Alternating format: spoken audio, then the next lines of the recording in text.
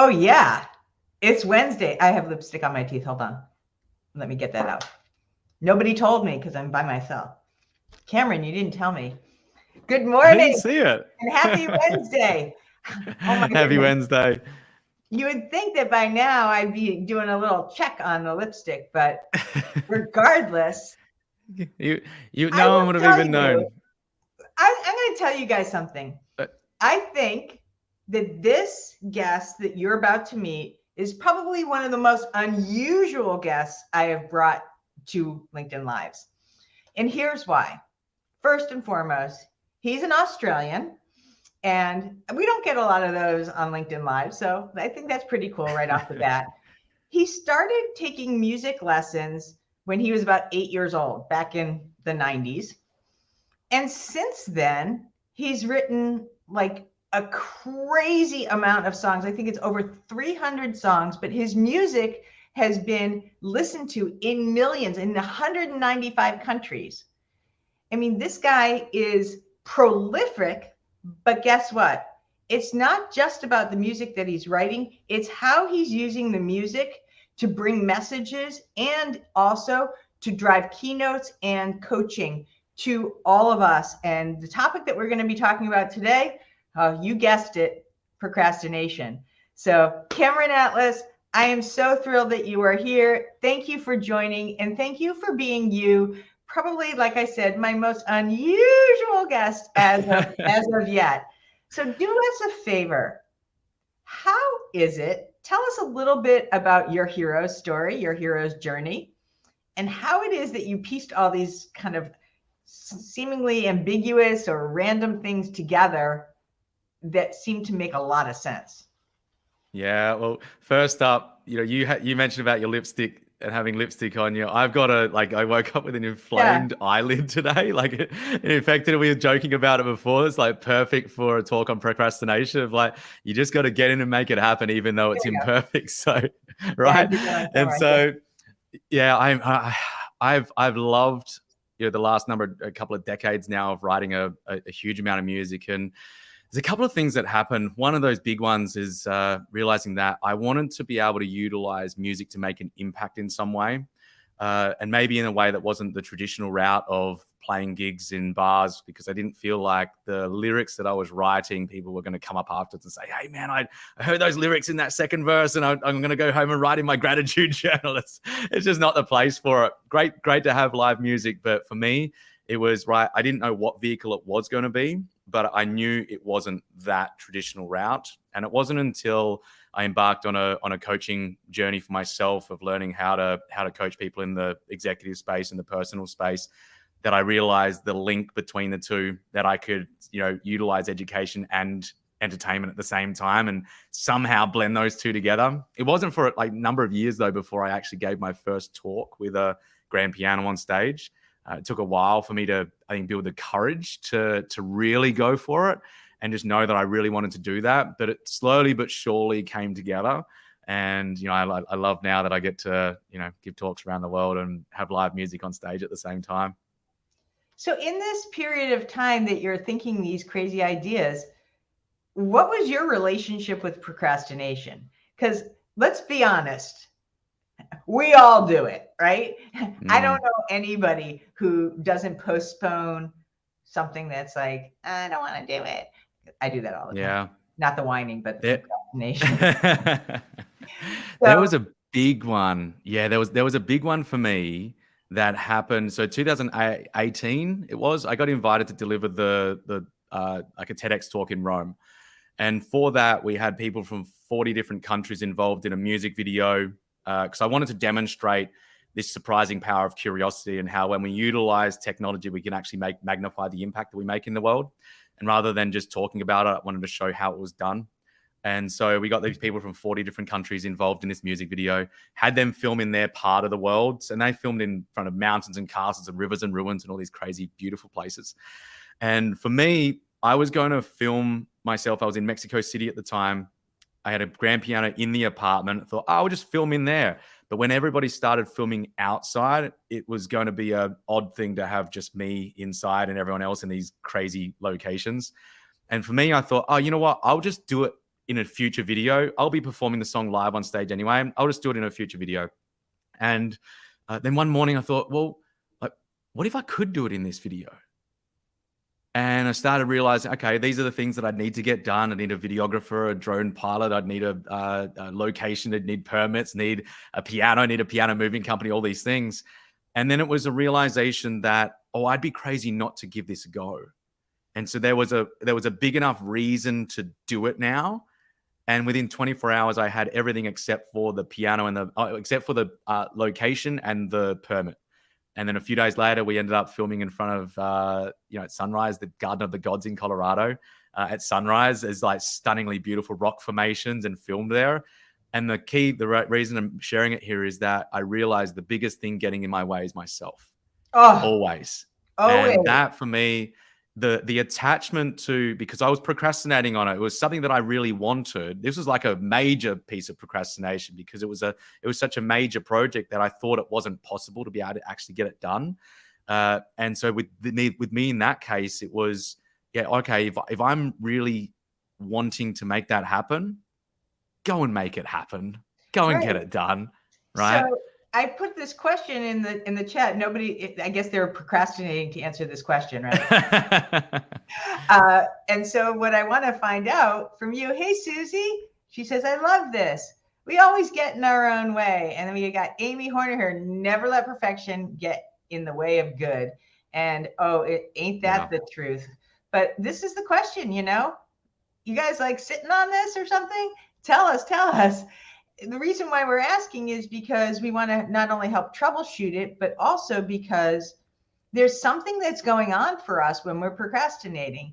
And I think that there's the humanity of deferring and how benign we think it is. And then some of the other more systemic or bigger scientific reasons why procrastination is maybe the new sitting or the new smoking or whatever you want to call it. Help us understand what's happening behind the scenes as we procrastinate so that we can have a little bit more awareness. Yeah. There's a thought that I had a few years ago, and I've shared this with a lot of clients, and it's proved to be very true for me personally and very true for them as well. Is that most people will choose short-term freedom at the expense of long-term pain rather than choosing short-term pain with the benefit of long-term freedom. Okay. And mic drop. Yes. Say that again, really slowly. So most people will choose short-term freedom at the expense of long-term pain rather than choosing short-term pain with the benefit of long-term freedom. And so this goes to our natural makeup from prehistoric, back in many, many years, thousands and thousands of years ago, is that it made sense for us to do the short-term thing because that's what allowed us to survive. We ate that bush of berries. We did things to allow us to survive in that moment. Right? Nowadays, we have the ability to be able to think longer term and take actions in a way that is more strategic. But because that is going on in our brains constantly, it's the short-term fix, the short-term, this is what I want to do in this moment because it's easier as well. If we can attach what we're doing right now to a longer-term future version of ourselves, which is what we're actually wanting to achieve, the outcome, and that long-term future could be an hour's time. It could be 2 years' time. It could be 20 years' time. It could be 50 years' time. I know for me, adding guitar, I didn't know how to play guitar. Piano, 30 years I've been playing for. Love it. But throughout I did a 500-day period, and it was 2,000 hours on the guitar. 4 hours a day, every day for 500 days. What? It was extremely grueling. And here's the thing, is that it was constantly lining up. This is what's going to allow me to have versatility in the keynotes that I deliver. So it allows me, we can't have a grand piano. That's totally cool. Let's just have a place to plug in the acoustic guitar and we're good to go. It was also to be able to write music in locations that I hadn't been able to for my whole life because I was tied to a specific location. There was the ability to write music that I wouldn't have written on the piano. And so all of a sudden there was massive freedom, long-term freedom attached, but I was bringing it back to the present moment of my short-term pain, which is, oh, I have to be up at 2 a.m. this morning because I've got everything else I've got to get done. And I still have to get this completed. Because not only was it 4 hours on the guitar, it was then an hour of piano, hour of vocals, hour of storytelling every single day. And then everything on top of that. And so I had to bring it back every single day to what is it going to allow me to achieve longer term, and ramp up the pleasure associated with that, that then allowed me to take the action that was required. That's what you're aiming to do here. I am so grateful for you, Stacy. Thank you so much. Most people will choose short-term freedom at the expense of long-term pain versus choosing short-term pain for long-term freedom. Yes, and we've got some really wonderful, great, candid, and honest people here. Procrastination is my middle name. Procrastinate when there's no hard deadline or I really don't want to do something. I know that Venkat says, I procrastinate when I don't have clarity on the immediate next steps. Oh, and there you go, Karen Blade. Thank you for helping me get clear on what drives my procrastination. Short-term freedom versus short-term pain for long-term freedom. I feel seen. Oh my God, this is fantastic. How do we get this message through to Gen A? My kids are generally looking for instant gratification and not in it for the long run. So we're going to address that a little bit later, but I want to just take some more time on this short-term versus long-term thing. And in your story, what you realized is, yes, there's this immediate thing. And if I could get myself through it, ramp myself up at those 2 a.m. wake up calls to do this, in those moments after you have completed that, what changes for you? Right? What is the, sometimes I call it perseverance payoff? What happened when you actually complete that thing that you've been procrastinating around? Yeah, I think there's two things to cover here. I think it's a great question. One is that it's seeing the progress that has been made, no matter how big or small that is, and noticing the growth that you've gone through. And this dovetails into the second point. There's something that I go through with clients, and it's something that the language that I'm utilizing within myself every single day. And it's just what I call reference points. And reference points is having a reference point for who you were, who you are, and who you're becoming, right? This is the structure of it. So what you're aiming to do is to disassociate and distance yourself from who you were before. Yeah. Procrastinator would be an example of that. Who I am is somebody who chose to take action in this moment, and look at how good I feel as a result of doing that. I might not be where I want to be right now, but I at least took action that is distanced from where I was before. And then the third one is then aligning to who I'm becoming, is getting excited about what it's going to mean when I continue to take action over and over and over again.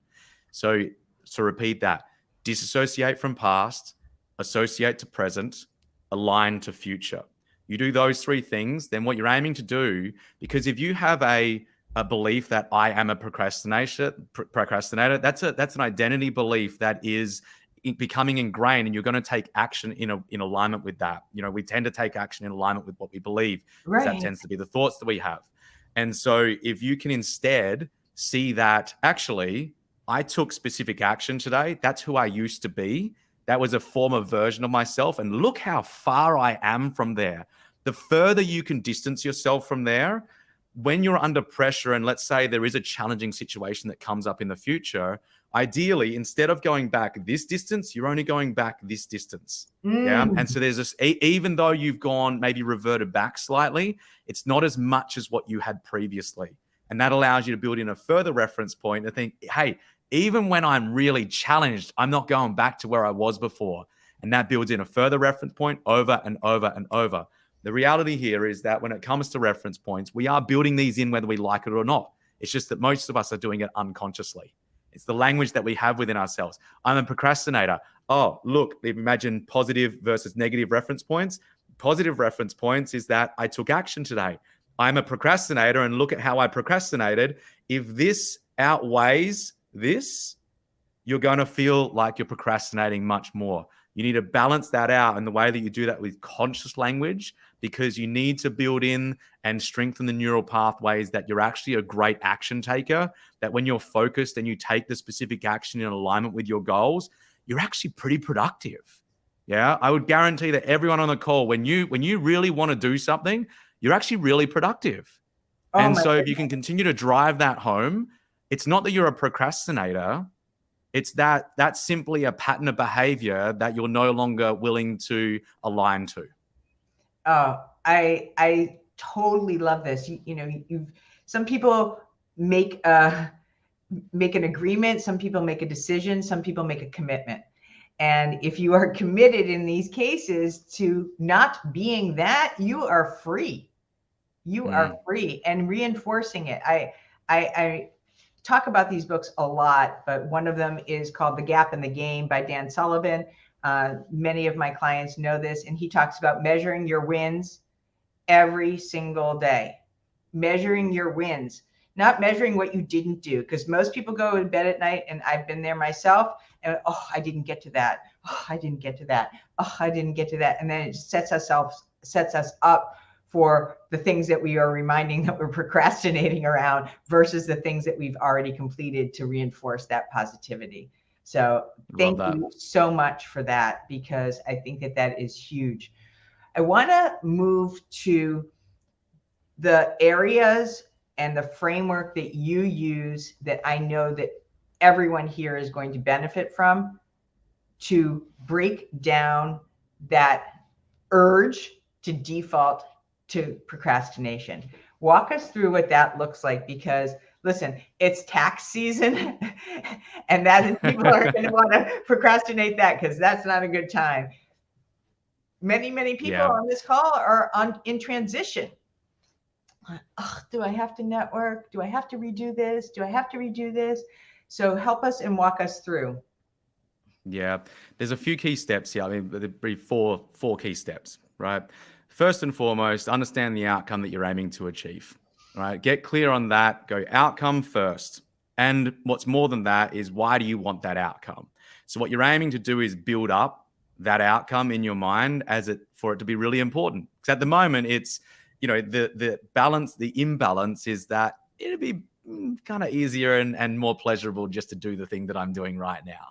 Yeah. So what we're doing is building up. When we're talking about the long-term freedom before, that outcome is the long-term freedom. And so you really want to have in your mind, oh my gosh, this is amazing as to what I want to achieve.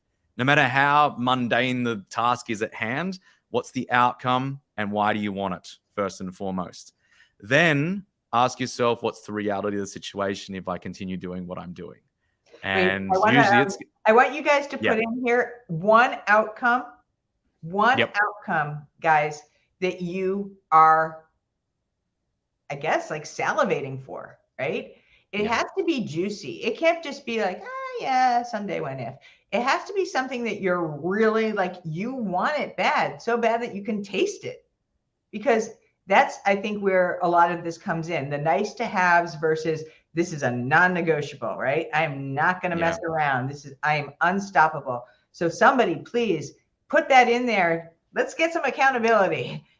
Yeah, as you guys are putting that in there with the outcome, one thing to get you mentioned like the words like salivating, like I must do this. One of the ways is through a process of chunking up with questions is to, okay, what's the outcome that I want? I want to get, let's go. I want a C-suite role is what Michaela just put in.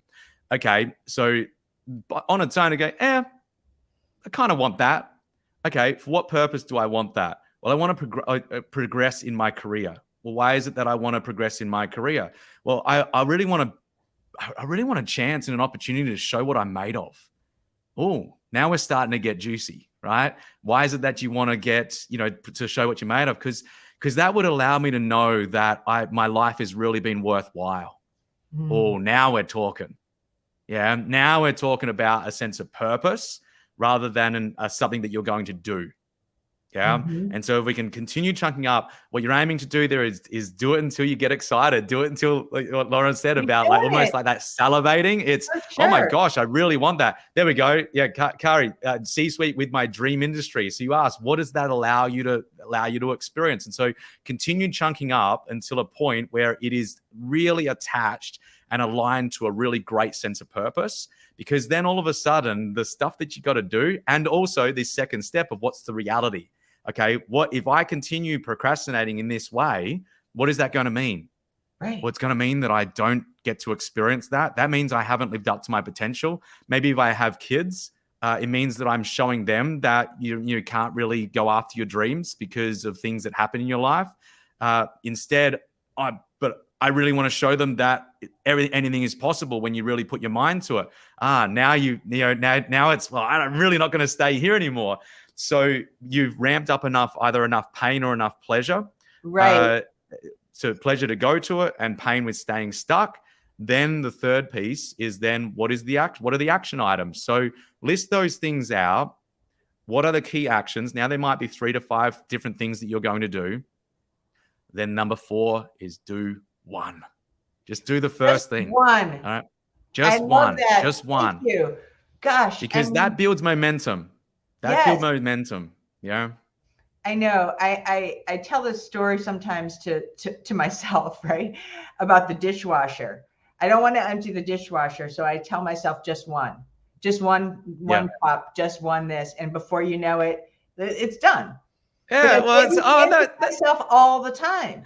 Exactly. It wasn't. So you're tricking your mind into it. You're utilizing the power of momentum to do that one thing. And Michaela, you mentioned about, opportunity to have team leadership and business impact for a company that is connected to my passions. Now we're talking, right? Now it's, something that you really want to experience. So the procrastination isn't going to happen when because again, anyone on this call, procrastination doesn't usually happen if you really want something. You're going to go after it. You're going to go and take the action. It's when there's, but this is happening and I really don't feel like doing this. So with the one action though, it's the momentum builds. And so the great example with the dishwasher, you take one glass out, one plate out, and all of a sudden you go, hey, that was all right. I could do another one. I could do another one. And then momentum starts to kick in because you realize that the procrastination in your mind was that this task is going to be more difficult than it actually is. And so then I do the action and realize, I just made it out to be something in my mind. Same with like a tough conversation with someone. Usually you come on the other side, go, that wasn't actually that bad. And it was made up in your mind about, it's going to be, this is going to be bad. And it's going to be really tough. And this is challenging. And you come out the other side and realize, it was actually made up in my mind. I do that, of course, like with workouts, right?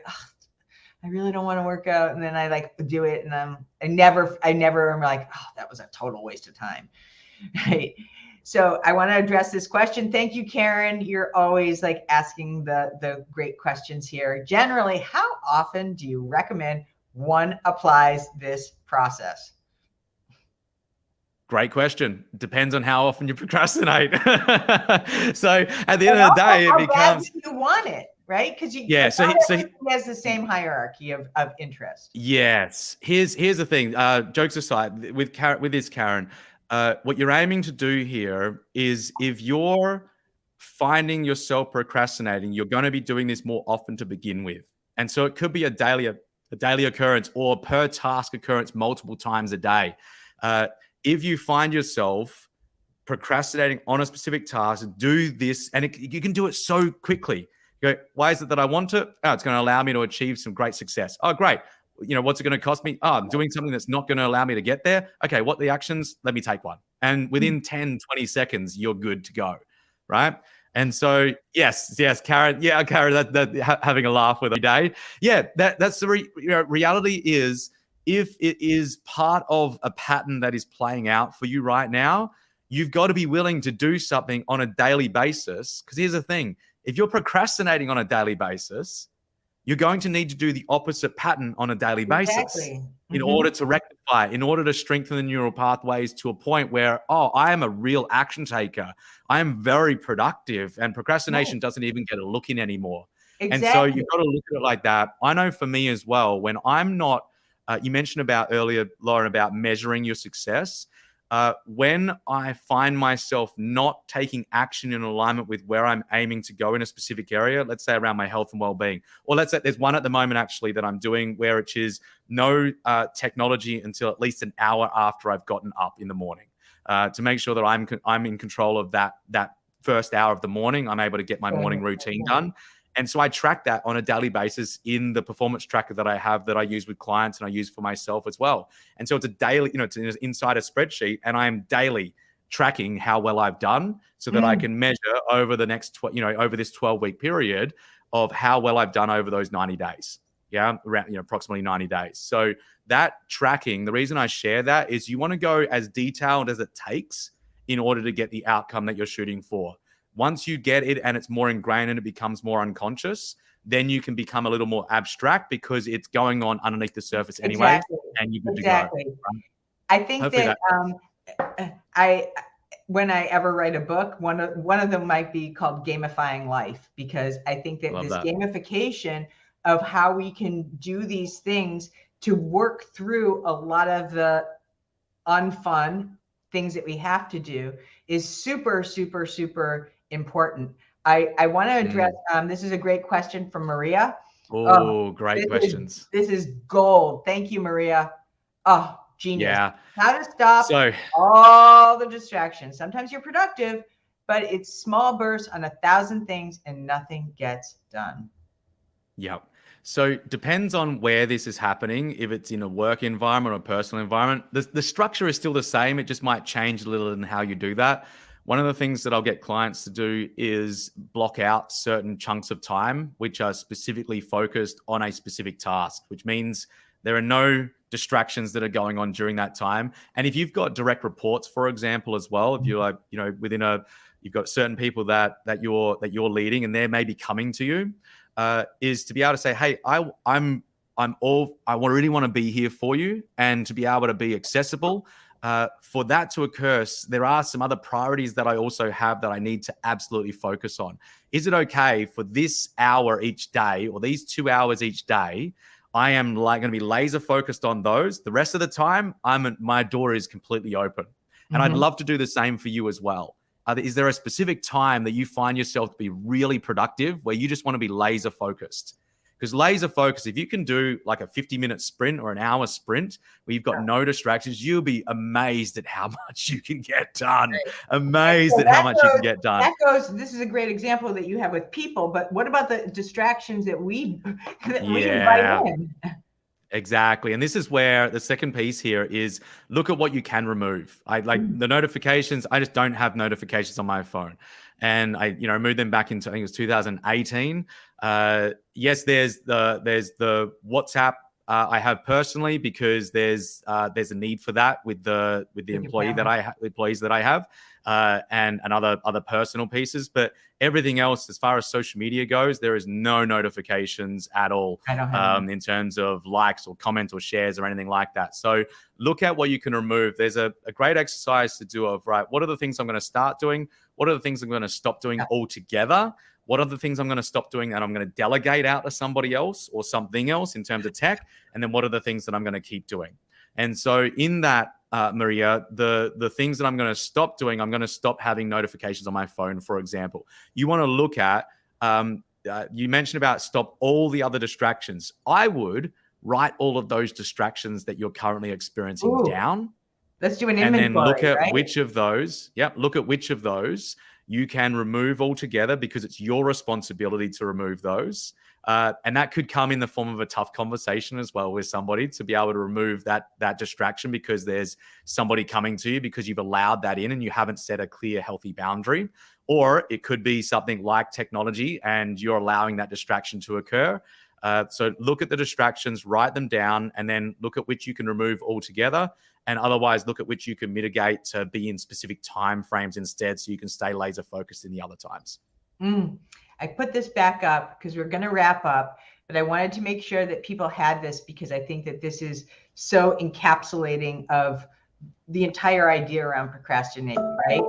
And a lot of times when I'm talking to a prospect or when I'm talking to even a client, I will ask them specifically, not just what you want, but of course, what will change as a result of you getting this? How will you be different? How will your life be different? Because if you can start to envision what that is, then there is a fire that helps to create that unstoppability.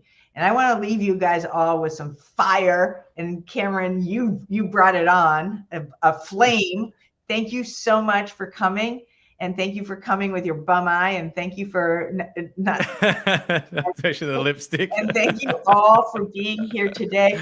You guys can find Cameron Atlas on LinkedIn, and also at CameronAtlas.com. So this guy is truly a testament of taking no prisoners when it comes to driving success, and also creating his own genre of what music can do combined with coaching and leading keynotes. It's incredible.